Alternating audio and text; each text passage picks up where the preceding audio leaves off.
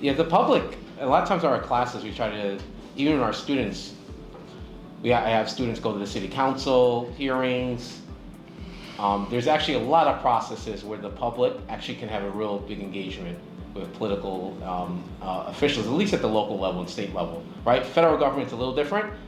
We see that now, I think, with, kind of lack of bipartisan or kind of work across both, I think, aisles of it. But at the local level, citizens have a real big importance. And I think here in the US, we think about the Constitution, we think about the rights that people have. It's actually for people, I think, to use those rights, to attend hearings, to go to community boards here in New York City, but also to go to and have a stake, I think, in the public policy process here too. It's not just about voting.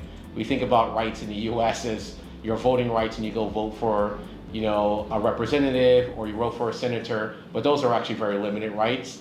The rights that people have are to really be engaged, I think, in the public policy process at every step of it, and we need that engagement. Otherwise, having urban sustainability and development and infrastructure changes, especially where the world is going now, is not going to happen for regular folks. And so we need everyone to be engaged, I think, in that process and to take action, to know what their local policy is, and also to talk to the representatives and have the community involvement.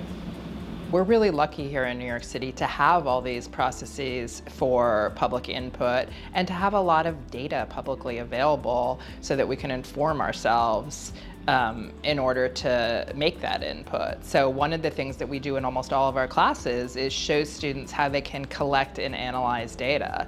And really everyone should be doing that because it's not available in lots of other places.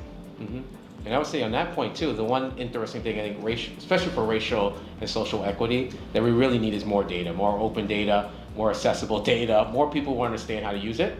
And I think one of the big pushes now is really to, how do we actually collect and make that data available for everybody? And then also localized data. This is the things that I teach in my courses. Community involvement, also lived experiences of people who are left out, but also that we want a more inclusive society, that we need all data, every community matters to us. And so the more that communities can be involved, the more that data can be collected that's useful for them too.